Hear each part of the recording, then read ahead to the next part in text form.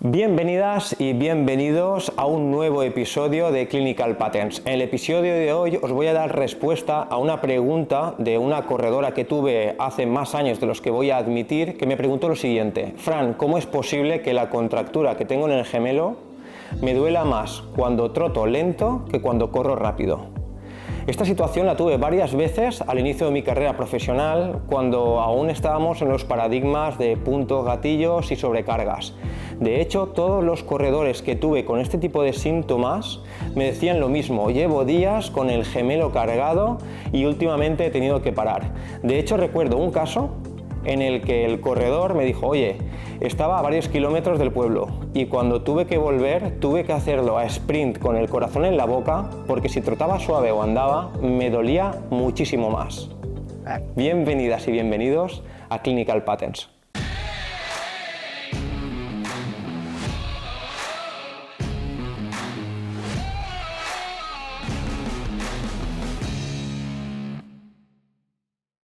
Como os estaba comentando antes, esta duda que me preguntó aquella corredora retumbó en mi cabeza durante muchísimo tiempo. Y no fue muchos años después, cuando compré el Clinical Sports Medicine, un libro que os dejo en comentarios y aquí podéis ver la portada de la última edición, que cuando llegué a la parte de calf pain, dolor en la zona del gemelo, me encontré con la entidad de la rotura del sóleo, que a diferencia del tennis leg, pues la rotura del gastronemio junto al sóleo o del gastronemio por sí mismo o con la unión miofascial, algo que si queréis abordaremos en otro vídeo, dejadlo en comentarios, nos hablaba de esta característica. Entonces lo vi escrito, os dejo aquí la imagen. El deportista con este tipo de roturas suele quejarse primero durante unas semanas de sensación de mucha sobrecarga al correr en la zona del gemelo difusa, que termina produciendo la parada de la actividad deportiva. Y además el paciente suele cogerse el gemelo como por los bordes, tocando más el sóleo, además en la parte más baja, que no en la parte alta donde el gastronemio es más grande. Claro, mi cerebro literalmente explotó, y tal vez alguno de vosotros también, porque habréis confundido alguna vez esto con las dichosas sobrecargas musculares, que nunca acabo de entender muy bien a qué nos referimos cuando hablamos de ello, lo mismo que con las contracturas o los puntos gatillo. Sé que estoy dándole al bombo, sé que queréis que hable de esto, dejadlo en comentarios, si queréis entramos a cuchillo con el tema de las contracturas. Pero volvemos al tema del sóleo. El sóleo es un músculo muy complejo, de hecho es de los músculos que tiene una proporción de fibra lenta, de más proporción de fibra lenta que vamos a encontrar en el cuerpo humano. Y esto puede que explique en parte por qué estos pacientes notan más dolor cuando van más despacio y menos cuando van deprisa. Que sí, que la fibra lenta no es para correr despacio y la otra para correr deprisa, pero cuando hay un factor más estático, más síntomas aparecen, y cuando hay un factor más dinámico de velocidad, menos síntomas aparecen. Es algo bastante común, aunque hay que tener en cuenta que tenemos muchos estudios como los de Green, de los que hablo en el artículo escrito que tenéis en clinicalpatterns.com, que si no estáis suscritos estáis tardando, porque vais a tener esta información a lo bestia, con muchos recursos como los que podéis ver aquí en cuanto a imágenes, resonancias, ejercicios, tratamiento, que habla que el sóleo puede tener normalmente un tendón central y que dependiendo de la dominancia de si la parte externa o la parte interna es más grande que la otra y es en la que está afectada o no, el pronóstico de recuperación será mejor o peor.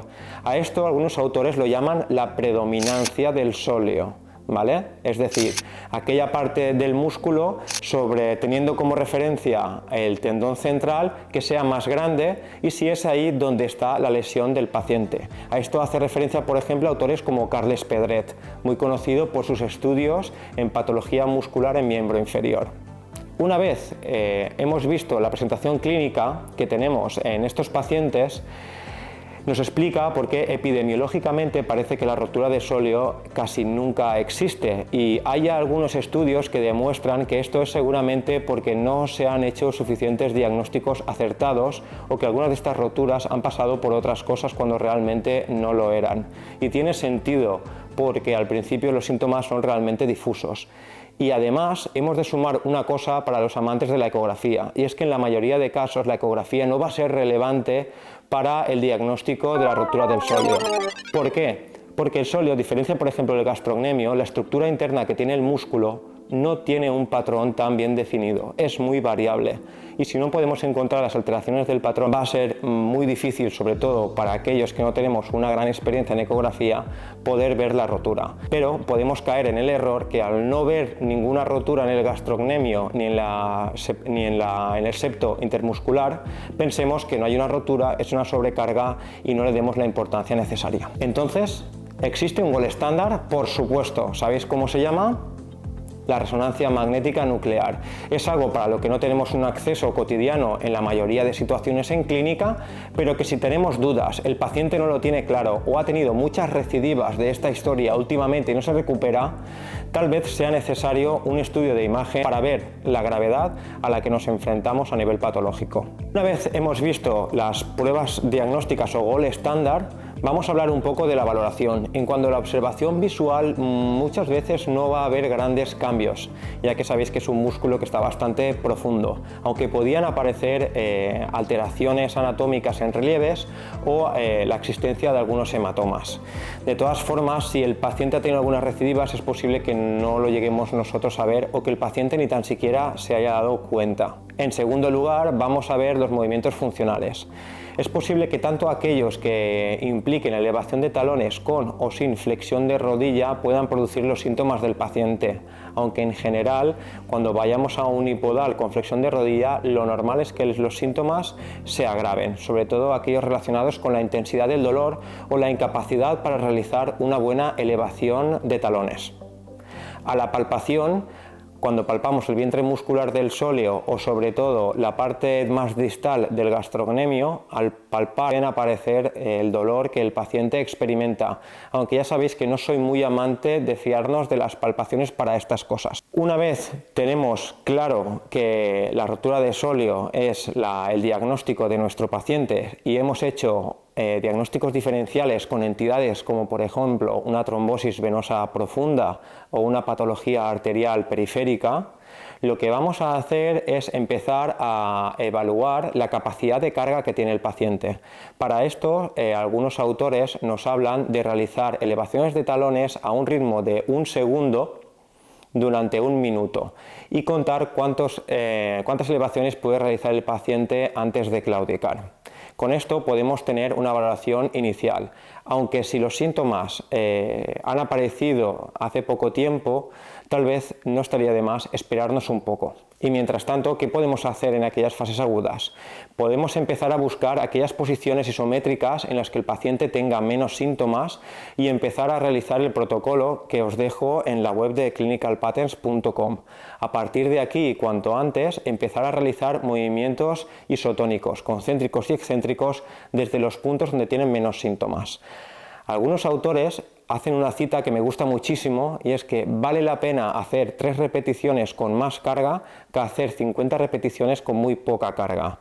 Hay que pensar que el sóleo cuando corremos se expone a cargas 5 veces superiores a nuestro peso corporal. Y también pensar en que si estamos hablando de corredores o deportistas que tienen que correr para realizar su actividad, antes de correr, el paciente tiene que ser capaz de poder saltar a una pierna, con lo que imaginad la cantidad de carga a la que tenemos que preparar al paciente antes de hacerlo saltar y por último devolverlo a su actividad física. Os dejo aquí algunas imágenes de ejercicios que comentamos también en el artículo con más profundidad para aquellos que tengáis muchísimo interés y donde vamos viendo un poco las evoluciones. Las distintas fases de recuperación, desde el trabajo de fuerza, el trabajo de movilidad, el trabajo de locomoción, control motor y por último pliométricos y potencia, no son consecutivos necesariamente uno detrás de otro, sino que en algunos momentos se pueden solapar, como podéis ver en este gráfico de aquí. Es especialmente importante tener en cuenta, antes de darle el alta a un paciente con una rotura de sóleo, que lo tengáis muy bien trabajado y que realmente lo hayáis expuesto a unas cargas iguales o superiores a las que el paciente necesite para su práctica clínica. Porque al final no podemos evitar que el paciente ya sea lesionado, pero podemos reducir muchísimo la tasa de recidivas si le metemos suficiente carga al paciente durante cada fase y nos aseguramos que la supere con facilidad antes de darle el alta. Espero que os haya gustado muchísimo este vídeo. Tenía muchas ganas de hacerlo, lo tenía pendiente y es de las cosas que cuando empecé en Clinical Patterns quería lanzar. Os recuerdo que podéis visitar la web y tenéis apartados de formaciones presenciales y online. Tenéis también una sección de descargas que es gratuita para los suscriptores. Y a partir de ahora sabéis que todo el material que vaya a hacer lo voy a publicar tan solo en mi web. En las redes sociales podréis ver a lo mejor algún corte de este tipo de vídeos, pero no voy a perder tiempo obedeciendo a los algoritmos. Prefiero crear mi propio entorno en el que os podáis sentir a gustos todos aquellos que estéis interesados en el mundo de la salud, la fisioterapia y los patrones clínicos.